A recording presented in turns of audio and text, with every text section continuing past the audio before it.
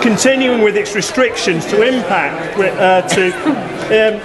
on blue badge holders and also dodging decisions on city centre parking.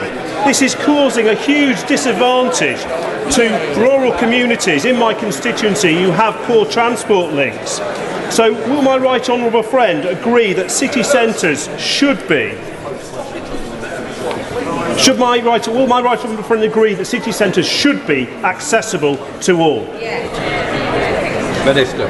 Yes, Mr. Speaker, passionately so, and as set out in the Equality Act, there are ways in which local authorities should do that. I will make sure that colleagues in these government departments know of his concerns. Shadow Minister, time will me. Thank you, Mr. Speaker, and I'd like to welcome the Minister to her place. Whether it's finally addressing LGBT plus hate crime or finally publishing a women's health strategy, the Minister sure has a lot to catch up on. The Minister will be aware that her predecessor resigned last week because of the Conservative Party, and I quote, creating an atmosphere of hostility for LGBT plus people. This is a damning charge from a sitting Conservative MP. So, does the Minister agree with her predecessor?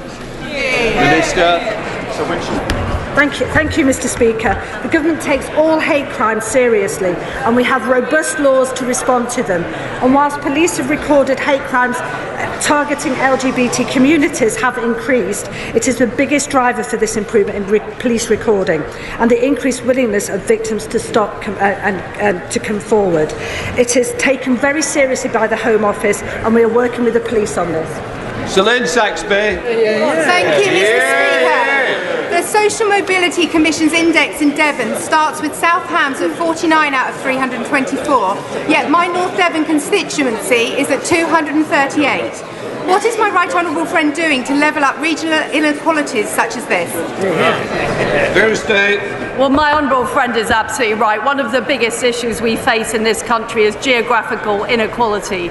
That's why we've appointed Catherine Burblesing as head of the Social Mobility Commission. Her school, the Michaela School in Brent, is fantastic at helping level up amongst all groups of people, and we want to see more of those types of schools right around our country. Rachel Hopkins. Thank you, Mr. Speaker. E-scooters can be difficult for people with sight loss to identify and avoid, especially when they're ridden illegally on the pavement because they operate quietly.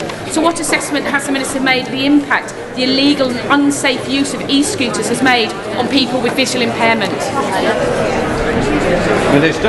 Mr. Speaker, I'm meeting with the Department for Transport's Disability Champion this very afternoon, and I will take that question to discuss with her. Duncan Baker. Thank you, Mr. Speaker. Would my right honourable friend congratulate my constituent, the jewellery designer Monica Bernarda, whose roots are in North Norfolk and whose head office is on the Holcombe estate, for winning the 2022 Queen's Award for Enterprise and Sustainable Development? Would she also agree with me how wonderful it is to see women in business promoting ethical and sustainable business practices around the country? Tuesday. Well, I'm pleased to say I've actually been to the Holcombe estate and I've seen her fantastic business operating in rural Norfolk, and we need to turbocharge rural economies. We need to get more women into business. We know that if women set up businesses at the same rate as men, it would add 250 billion to our economy, and she is a fantastic businesswoman. Bill Coyle. You, Mr. Speaker, some black women in Southwark are disproportionately at risk of HIV, but are statistically less likely to access designated sexual health clinics. Does the Minister agree with the all-party group on HIV/AIDS report that access to PrEP needs to be improved for this group specifically through maternity units, at GP clinics and in community pharmacies? Any of you would be welcome. Well, I think the team honourable left a gentleman bit is early. absolutely right. We need to make sure that we are protecting people from HIV. Diana Davidson.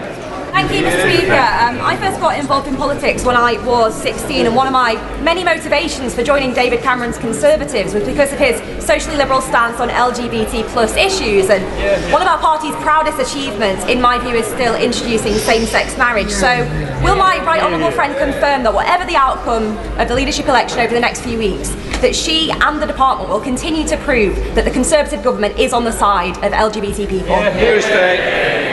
Well, I was proud to vote and support gay marriage. It's been a very important step forward for our country. Final question, Manira Wilson.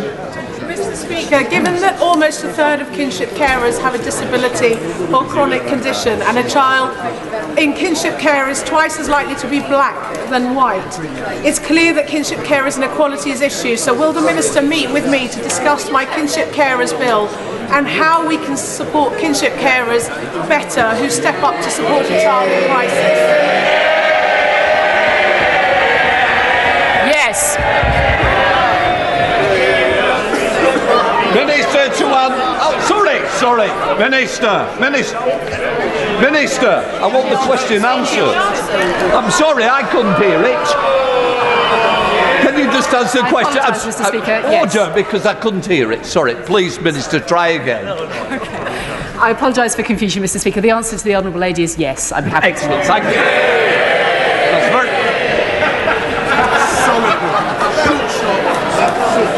Before we come to Prime Minister's questions, I would like to point out that the British Sign Language interpretation proceedings is available to watch on Parliament Live TV. We now come to questions to the Prime Minister. I start with Robin Miller. Mr. Speaker, from tomorrow... Just sit down. Sit! Shut up a minute. What's it called? Come. Give me the word in. Order! I say to the honourable gentleman, give me this. I will not tolerate such behaviour. If you want to go out now, but if you stand again, I will order you out. Make your mind up. Either shut up and get out.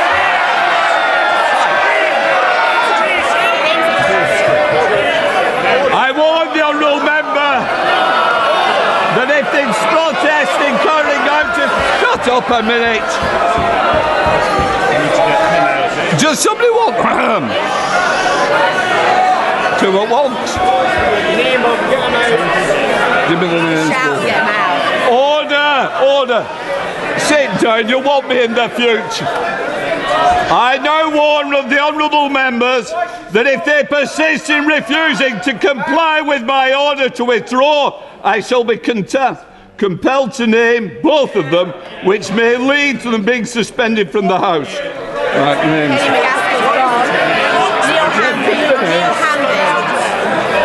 To ensure that the honourable member complies. What's the names? I order! Shh! Neil Hamby, I am now naming you and Kenny McCaskill to leave this chamber. Sergeant, deal with them. Just sit down. Out! No, Sergeant at Arms, escort them out.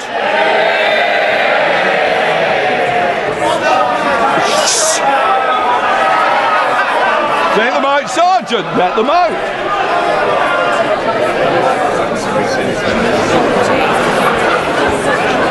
Robin Miller. Come on. Insurrection. Just put the PM again. No, then let's just see if we can... Mr. Costa, you don't want to go and escort them to the tea room, do you? No, I suggest not. I think you're good and better behaved than that. Right, we'll try again after that. Prime Minister will now go to Robin Miller. Mr. Speaker, from tomorrow, the first instalment of the cost of living payment will start landing in the bank accounts of 8 million households across the country. This is a much-needed £326 cash boost for families and forms part of the £1,200 in direct support that we're giving to the most vulnerable households this year. Mr. Speaker, I'm sure the whole House was appalled and saddened, as I was, to hear about the despicable attack on Shinzo Abe. Our thoughts are with his family and loved ones and the people of Japan at this dark and sad time. Mr. Speaker, this week we remember the genocide in Srebrenica and the victims of those appalling events. We must learn the lessons of history and do all in our power to prevent such a thing happening again. We will continue to combat war crime deniers, both in Bosnia-Herzegovina and elsewhere. Mr. Speaker, this morning I had meetings with ministerial colleagues and others. In addition to my duties in this House, I shall have further such meetings later today. Robin Miller. Thank you, Mr. Speaker. Can I thank the Prime Minister for his personal interest in Aberconwy, whether he's been eating ice cream on the pier in Llandudno, sampling Welsh Penderyn whisky, or standing on the granite quarry in Penrhyn Mawr. He's seen why they love this constituency. He's also heard from them their gratitude for the vaccine and furlough programmes that this UK government delivered. So will my right honourable friend now support our plan to level up Aberconwy and our bid for almost £20 million of funding to invest in community and cultural programmes and give us the opportunity to match our potential? I thank my honourable friend, and he's a great champion for Aberconwy, and I much enjoyed the Penderyn whisky that we sampled together. Mr. Speaker, I ignored the revolver, as some of you may have noticed. We are committed to uniting and levelling up the UK, and as for the second round of the Levelling Up Fund announcements, it will be coming, Mr. Speaker, this autumn.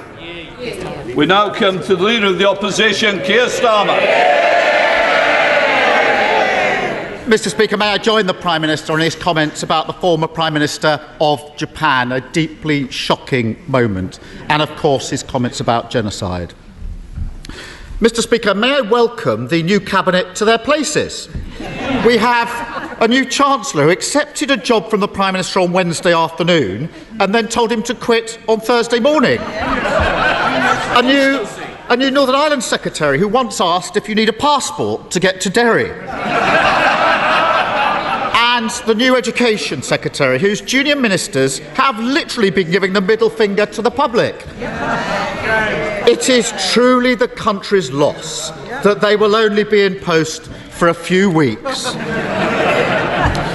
Now, the Prime Minister must be feeling demop happy since he was pushed out of office. Finally, he can throw off the shackles, say what he really thinks, and forget about following the rules. So, does he agree? Does he agree it's time to scrap the absurd non-dom status that allows the super-rich to dodge tax in this country? Prime Minister! Well, I thank you very much, and it's perfectly true that I'm grateful for the ability to speak my mind, which I never really lost, Mr. Speaker. But what I'm focusing on is continuing the government of the country. And as I've just told you, Mr. Speaker, from tomorrow, £326 is arriving. Never mind non-doms, Mr. Speaker.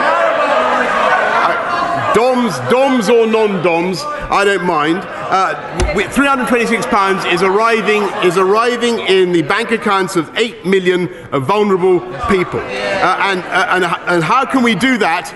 Because we took the decisions to get the strong economy that we currently have, that I'm afraid were resisted by growth in May at 0.5%, Mr. Speaker, which they weren't expecting. We have, as I've told you before, Mr. Speaker, 620,000 more people in payroll employment than before the pandemic began. And one of the consolations of leaving office at this particular time, Mr. Speaker, is that vacancies are at an all-time high. Keir Starmer. Cut him some slack. Faced with an uncertain future, a mortgage-sized decorator's bill that'll be soon for somebody else's flat, I'm not surprised he's careful not to upset any future employers. So here's an even simpler one. Does he agree that offshore schemes can pose a risk because some people use them to avoid tax they owe here? Prime Minister. Mr. Speaker, I'm proud of the investment that this country attracts from around the world, and he's talking about offshore people investing in the UK. I'm absolutely thrilled to see that we've had, I think, 12 billion in tech alone come in the last couple of months. I think it's possible, Mr. Speaker, he's referring not to me, but to some of the 8 brilliant candidates who are currently vying for my job. let me just tell him that any one of them will wipe the floor with Captain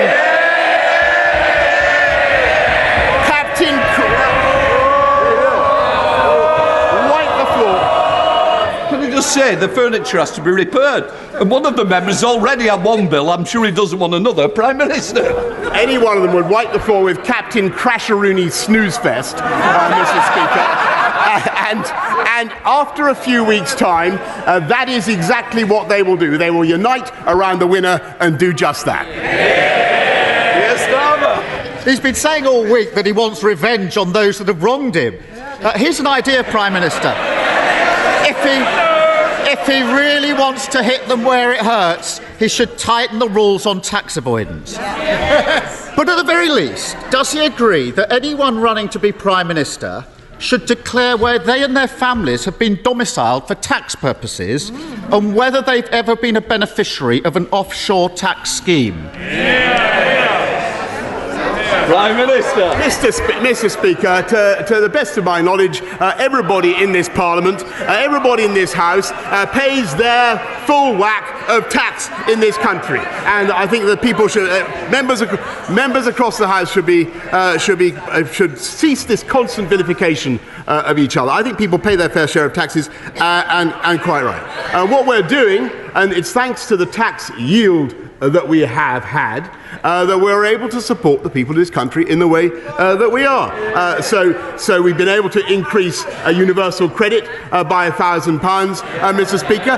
We're putting £326 from tomorrow into the bank accounts of those who need it most, Mr. Speaker. And thanks to the policies we have pursued, as I have just told you, we have unemployment at or near record lows. And that is what counts, Mr. Speaker. No, they are very happy to see people languish on benefits. We believe in getting people into good jobs.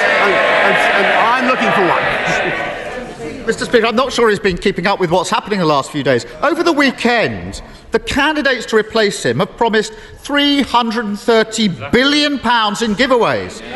That's roughly double the annual budget for the NHS. Sadly, they haven't found time to explain how they're paying for it, even though one of them's the Chancellor and another one was Chancellor until a week ago.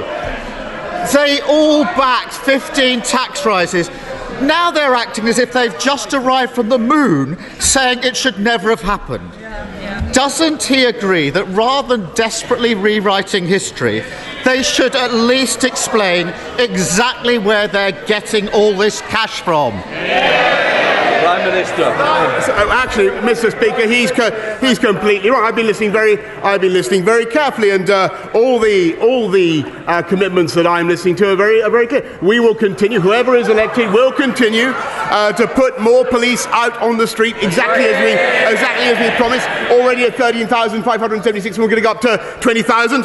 Whoever takes over will build. They always complain about this, but we will build the 40 new hospitals, Mr. Speaker. And I asked my delivery unit yesterday. Well, they don't want it. They don't like it, Mr. Speaker, because they voted against the funding. They voted against the funding that makes it possible, Mr. Speaker. And they have also, just in the last period in which he has been in office, made extra commitments of public spending worth £94 billion, which would be thousands of pounds of extra taxation for every family in the country, Mr. Speaker. That's the difference between them and us. Yes, Starmer. Totally deluded to the bitter end. Now, to be fair... Mr. Oldham, I think that's the last time I hear from you today. I think otherwise you might be able to buy a couple of other people cups of tea.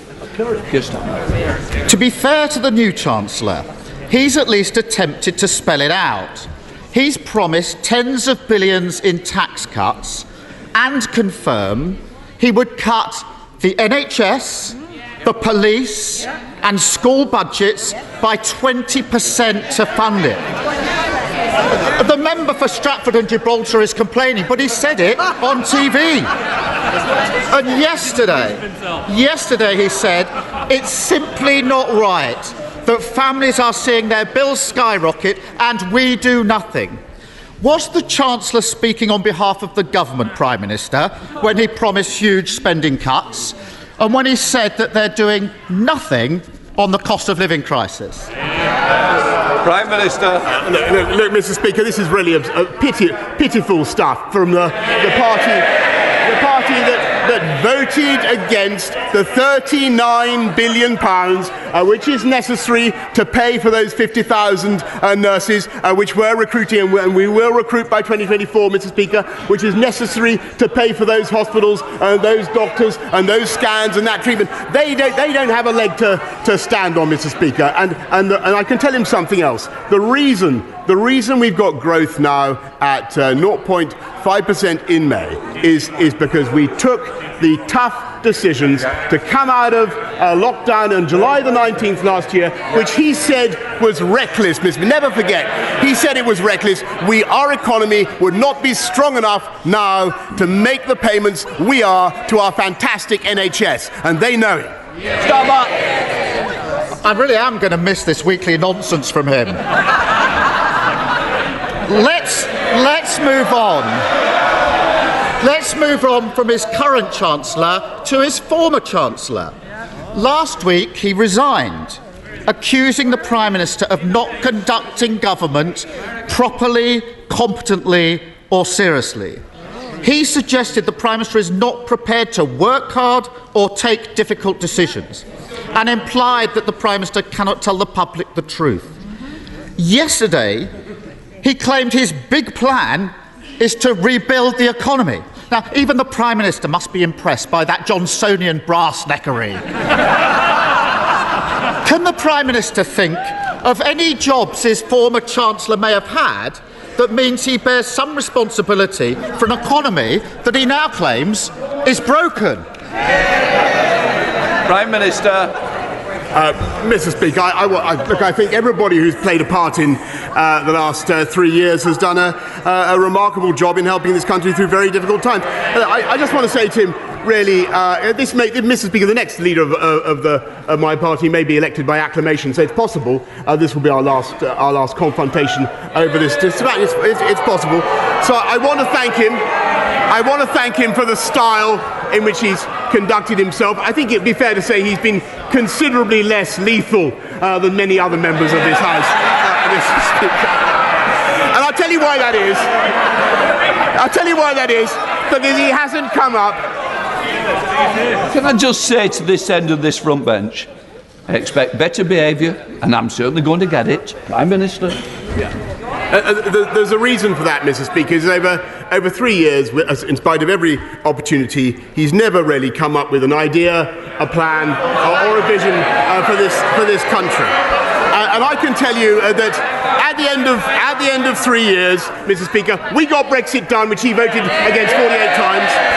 We delivered the first vaccine in the world and rolled it out faster than any other European country, which would never possibly listen to him, Mr. Speaker. And we played a decisive role in helping to protect the people of Ukraine from the brutal invasion of Vladimir Putin, and helped to save Ukraine, Mr. Speaker. And I'm proud to say that we are continuing, and every one of the 8 candidates will continue, with the biggest ever programme of infrastructure, skills and technology across this country to level up in a way that will benefit the constituents of every member of this House, Mr. Speaker. And it's perfectly true that I leave not at a time of my choosing. And it's absolutely true. But I am proud of the fantastic teamwork that has been involved in all of those projects, both nationally and internationally, Mr. Speaker. And I'm also proud of the leadership that I have given. And I will be leaving, Mr. Speaker. I will be leaving soon with my head held high.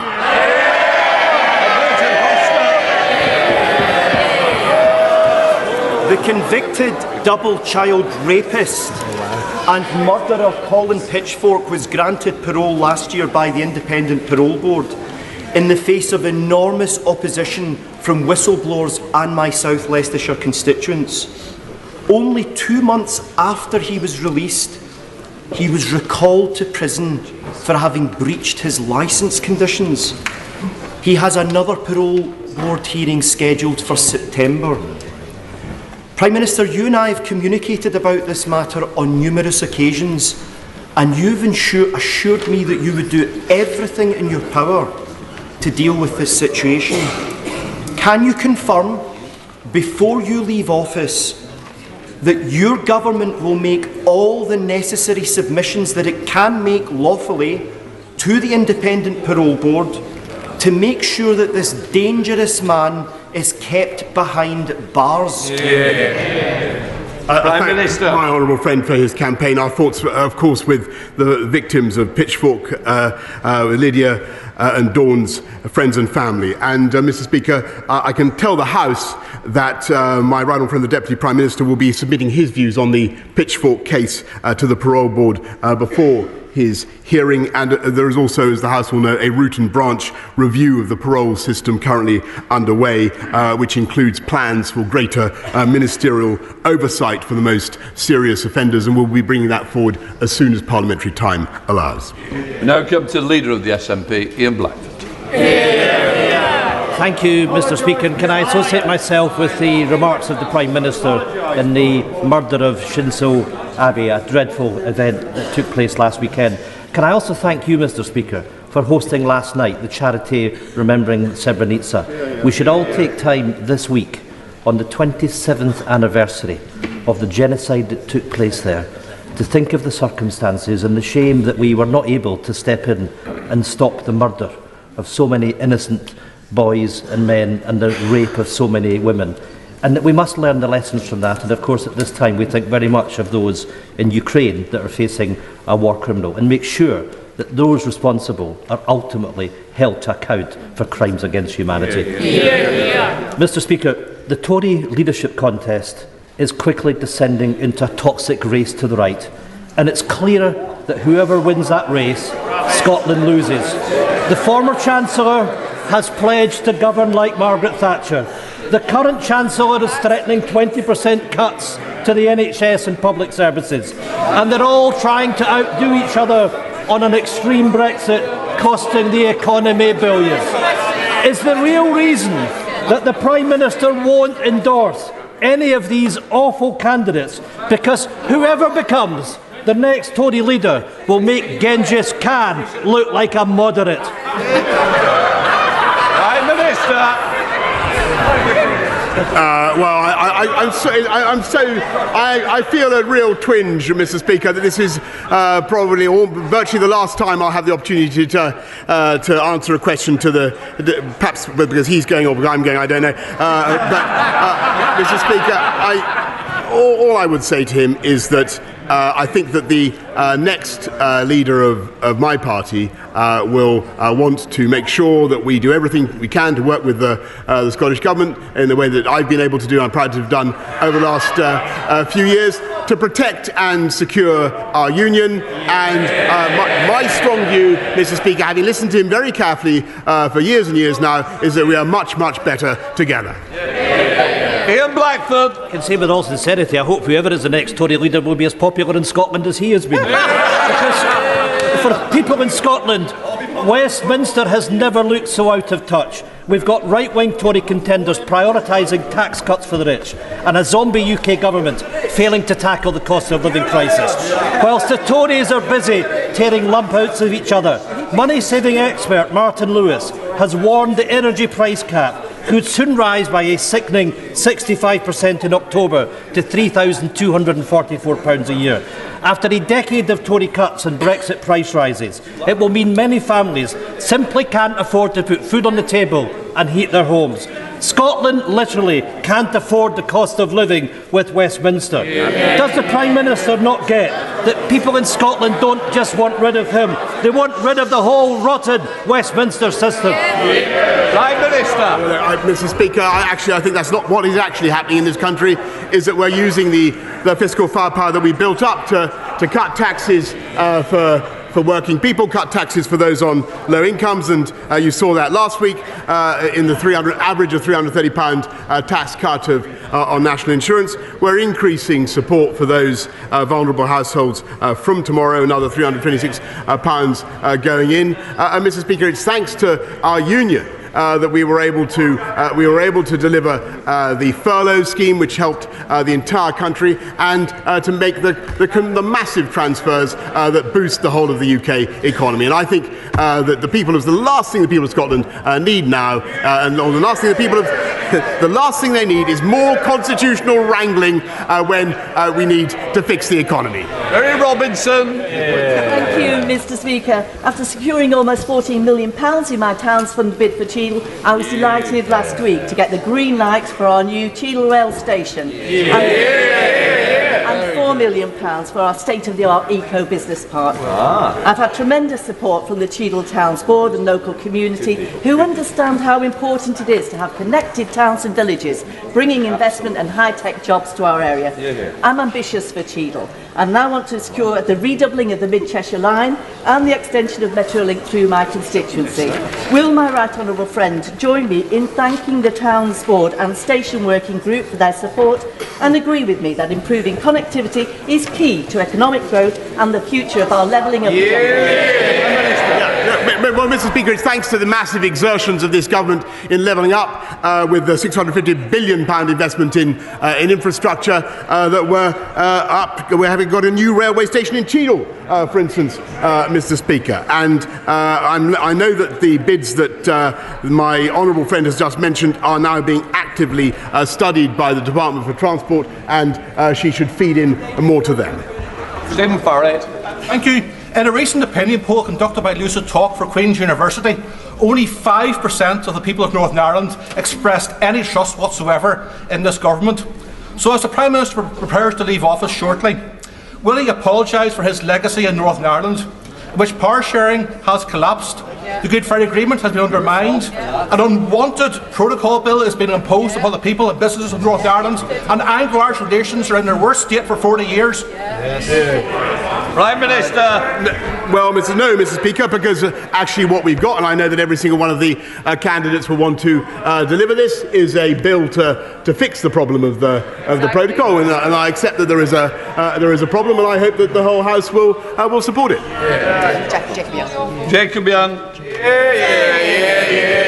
Thank you, Mr. Speaker, and as this is probably the last time I'll get to address the Prime Minister at this dispatch box, can I say on behalf of the people of Redcar and Cleveland how grateful we are for the support that he's given us and for delivering on the will of 17.4 million people in taking us out of the EU. Can I ask the Prime Minister, is he as optimistic as I am about our future as a free and independent nation? Jacob, I mean, my honourable friend, if anything, I think I'm even more optimistic, and my only anxiety, we all know that people think that this will be, there are people around the world who hope that this will be the end of Brexit, and I can see them all. Oh, look at them. Did you notice? On the front row? That's them. They're wrong, Mr. Speaker, and we're going to show that they're wrong.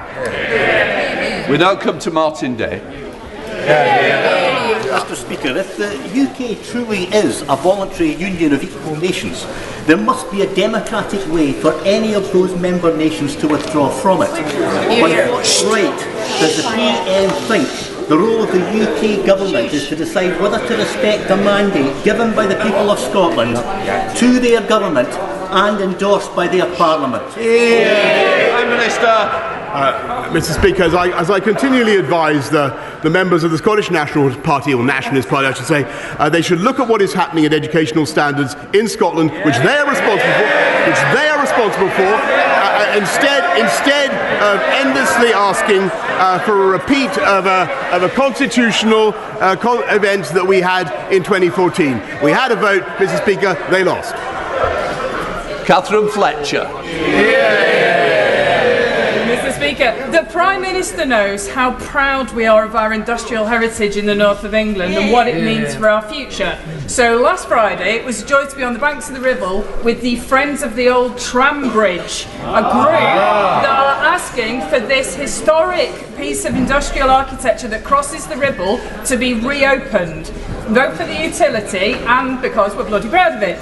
So, does the Prime Minister share my hope that Preston City Council will include the plans to get the bridge reopened as part of their Levelling Up Fund bid? Prime Minister.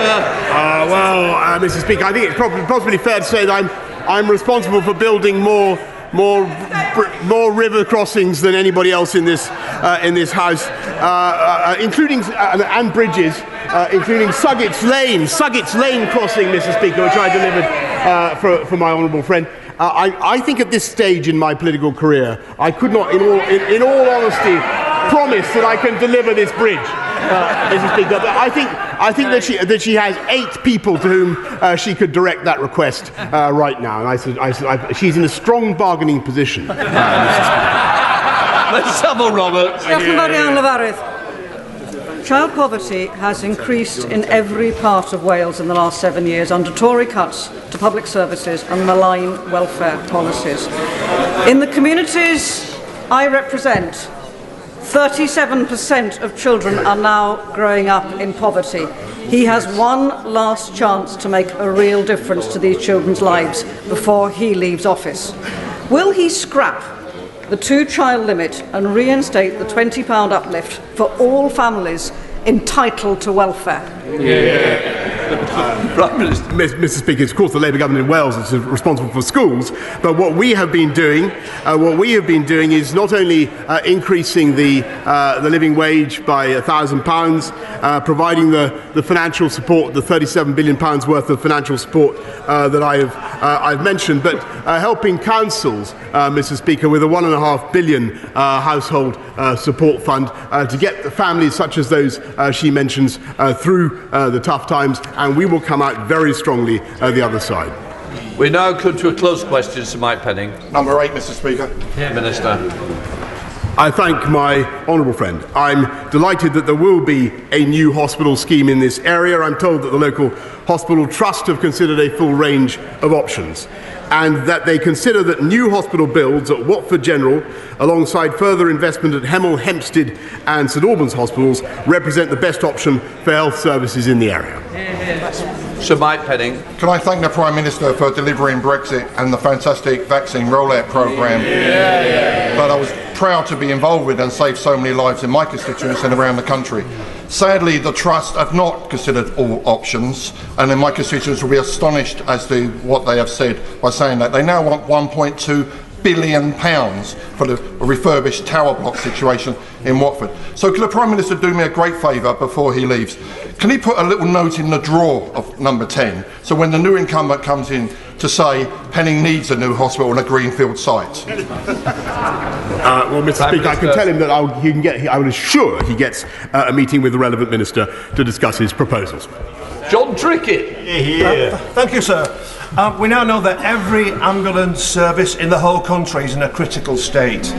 But last week, well before the current national heatwave emergency, my constituent, Mrs. Meacham, died following waiting for hours for an ambulance in an excruciating and prolonged delay.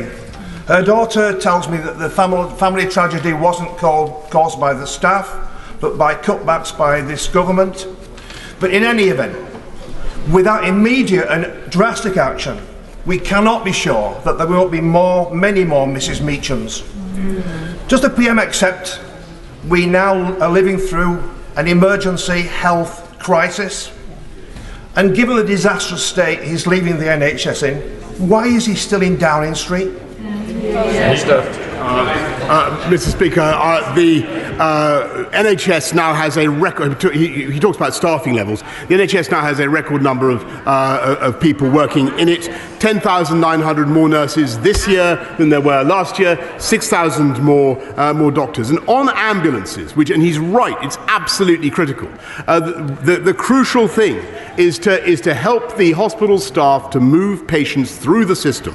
And too often, I'm afraid, it is impossible because a proportion of the patients, sadly, are in a delayed discharge, and that is making life very, very difficult for the ambulances as they come up to hospital. But that is why it is so crucial that this government, in addition to everything else we've done, Mr. Speaker, is fixing social care and helping patients out of hospital. And that's why we put in the £39 billion, Mr. Speaker, which unfortunately his party voted against. Brereton. Thank you, Mr. Speaker. Can I thank the Prime Minister for all he's done to help level up Stoke-on-Trent? The number of the number of workless households in our city has halved over the last decade of Conservatives in government. So would my right honourable friend agree that the best way to level up Stoke-on-Trent is to get more people in well-skilled, better-paid employment opportunities? I think he's absolutely right, and the right honourable gentleman knows a lot more about Stoke Newington than he knows about Stoke, and that is absolutely true, Mr. Speaker. And I'm proud that we're getting young people into work. I was up and down the country. I was at an event last night to celebrate the 163,000 Kickstarters who we've helped into work, and that is our ambition, to help people into good jobs, and we are succeeding. I'm proud to say I leave office, Mr. Speaker, with unemployment at roughly 3.8%. When they last left office, it was at 8%. That's the difference between them and us. Stuart Malcolm MacDonald. Thank you, Mr. Speaker. Last night's panorama with the joint investigation with the Times newspaper has exposed yet again more evidence of unlawful killings by special forces, this time in Afghanistan. When this came up before, the government, and in particular the MOD, was determined to sweep this under the carpet. But those who serve in uniform and the public they protect deserve better than this. These aren't vexatious claims from campaigning lawyers. They come from within the armed forces themselves, and indeed from our allies in Australia. So will the Prime Minister commit to an Australia-style independent inquiry as backed by General Lord Richards? But more broadly, hasn't the case been made again for democratic oversight of special forces? Prime Minister. Mr. Speaker, it's a long-standing practice, I think, accepted on both sides of this House, that we do not comment on special forces. That does not mean that we in any way accept the factual accuracy of the claims to which he is alluded. On the other hand, Mr. Speaker, nor does it mean that anybody who serves in Her Majesty's Armed Forces is above the law. Can I just warn other members that there is a sub judice on this? I allowed that question because it was very general, and that's the only way I would ever allow it to be discussed. Andrew Lewer. Thank you, Mr. Speaker. In the last few years, campaigning and persistence have led to the construction of a new children's A&E, and just this year a new main A&E for Northampton General Hospital in my constituency. Building on this success, what the town now needs is an urgent treatment centre. Does the Prime Minister agree that this would be a hugely welcome step in providing top quality health care in Northampton? Prime Minister. Mr. Speaker, as I mentioned, I think earlier on, we're engaged in a massive programme of improvements and building and rebuilding in our NHS estate. I think that, with great respect to my honourable friend, this is a decision that he's going to have to continue to lobby for. I think the local NHS bodies will have to make up their minds on that one, but I'm sure he will continue to make lively representations. Patricia Gibson. Thank you, Mr. Speaker. Last week, the Prime Minister was forced to announce his intention to resign after ministers who supported him only days earlier changed their minds. Of course, people are allowed to change their minds, and this should be recognised. Why does the Prime Minister and his MPs believe this principle applies everywhere except in Scotland, where the people delivered a clear mandate to the Scottish Parliament to hold an independence referendum? Prime Minister. Well, Mr. Speaker, as I understand it, the people of the SNP are currently deciding what to do with my honourable friend. And heaven forfend that they should change their minds, Mr. Speaker. Thank you, Mr. Speaker. Mr. Speaker, 40 years ago, 10 young people from Rugby's West Indian community travelled to a house in New Cross Road, London, for a birthday celebration for former Rugby resident Yvonne Ruddick. Tragically, there was a fire at the house where the party was held, and 2 of that group never returned home. Others were traumatised. The fire cost 13 people their lives and has been the subject of 2 inquests, both of which were inconclusive. Those who survived and the families of the bereaved are calling for a further investigation. I wonder if the Prime Minister would agree that the appointment of the new Metropolitan Police Commissioner provides an opportunity to re-examine the events of that time. Prime Minister. I thank my honourable friend, and I know from my own experience of running the city of the anguish that that particular tragedy caused, and I know the deep feeling that surrounds it, Mr. Speaker. I thank him for raising it, and I can tell him, of course, that whatever my own views, this is a matter for the independent Metropolitan Police Service, and I'm sure the new Commissioner will be considering what he has just said. Alan Brown. Thank you, Mr. Speaker. While he was editor of The Spectator, he published a poem about exterminating the Scotch, a verminous race. He previously stated that £1 spent in Croydon is of more value to the country than £1 spent in Strathclyde. He called for an ending of the Barnett formula, and he stated an MP from a Scottish constituency shouldn't be a Prime Minister.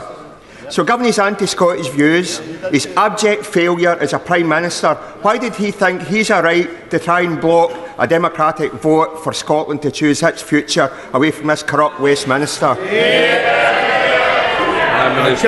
I just say to the honourable gentleman that after 3 years of listening to this delirium of monotony from the Scottish nationalists, I really think they need to change the record.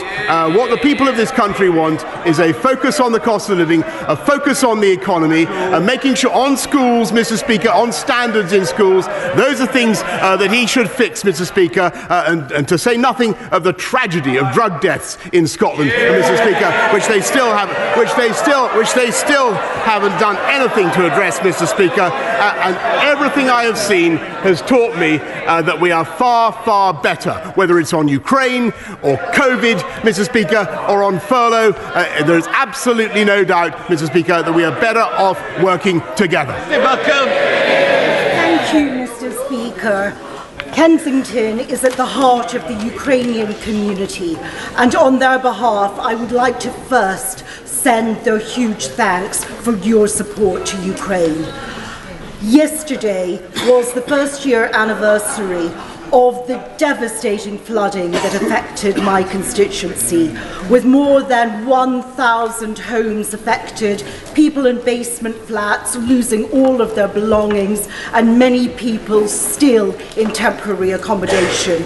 Would my right honourable friend back my fight to ensure that we get serious investment in infrastructure in West London from Thames Water?